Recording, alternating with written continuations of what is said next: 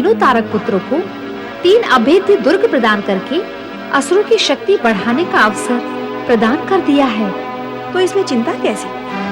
ब्रह्मदेव तो असुरों पर सदा ही कृपालु रहे हैं। उनकी कृपा का असुरों ने भी सदा अनुचित लाभ ही उठाया है।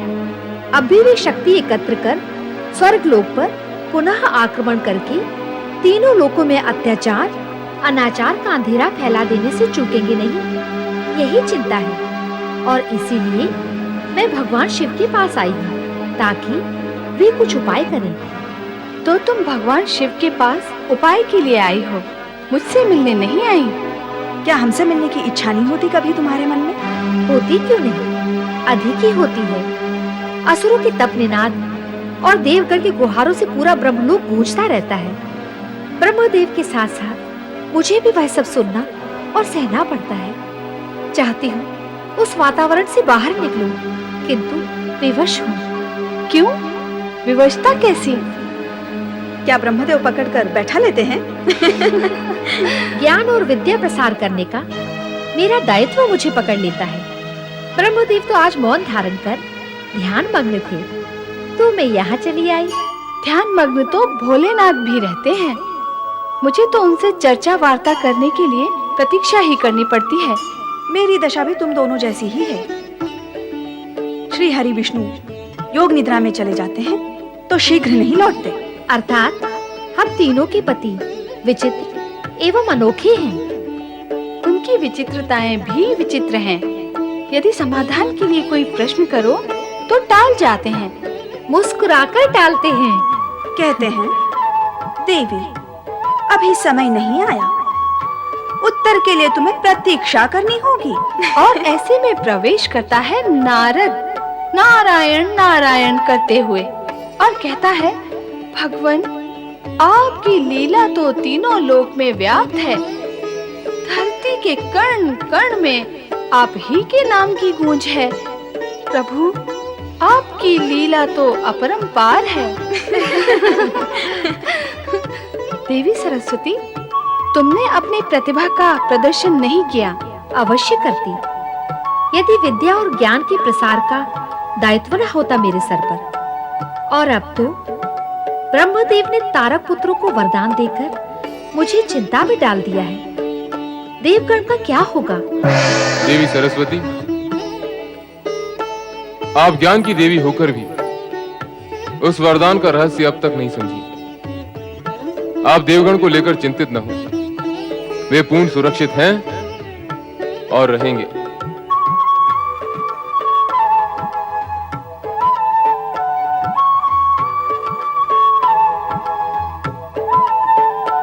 ये क्या? शिव शंकर के दर्शन करते ही चल पड़ी तुम दोनों।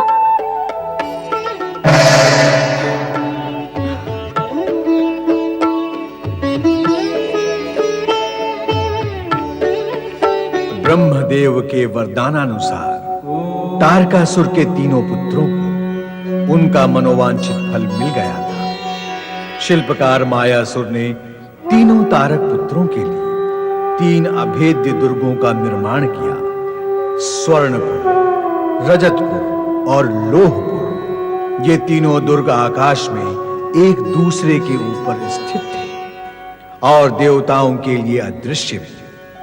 शिल्पकार मायासुर तारक पुत्रों को त्रिपुर के अवलोकन के लिए आकाश मार्ग द्वारा प्रस्थान करता है।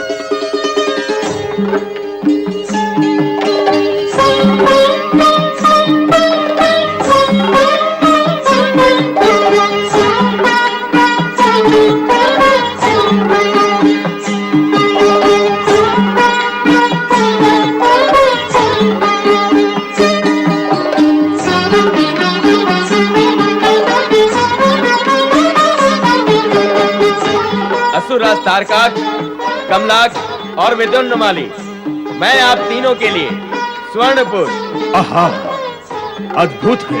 रजतपुर, अनोखा, दृढ़ और ठोस है। और लोहपुर, सुंदर और सुरक्षित भी। इन तीनों पुरों का निर्माण मैंने आप लोगों के लिए किया है। ये तीनों ही अद्भुत दुर्ग हैं और त्रिपुर के नाम से जाने जाएंगे। हाँ शिल्पी मायासुर जी, ये दुर्ग निस्संदेह अद्भुत है।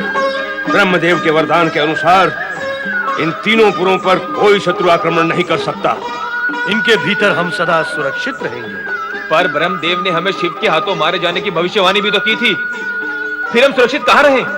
हमें बुद्धि से काम लेकर शिव की आराधना आरंभ कर देनी चाहिए। क्यों? शिव की आराधना हम क्यों करें? ऐसा करने से शिव के मन में हमारे प्रति शत्रु भाव उत्पन्न ही नहीं होगा। हो भी जाए तो शिव हमारा क्या हित कर लेंगे? हम तो यहाँ त्रिपुर में सुरक्षित रहेंगे। हमारा कोई शत्रु यहाँ तक आ ही नहीं सकेगा। मति मारी गई है तुम दोनों की।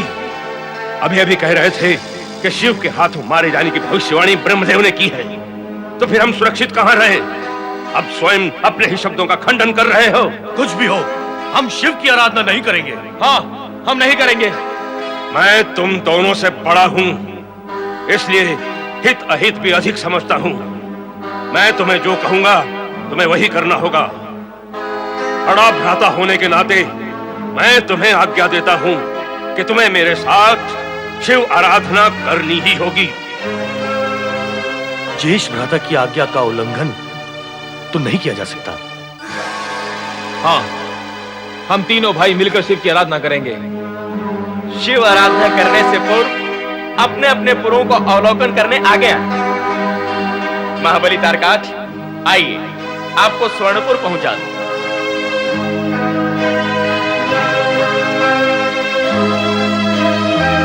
अब तो हमें ब्रह्मदेव की शरण में जाना ही होगा। और अन्य उपाय ही क्या है? आइए चले।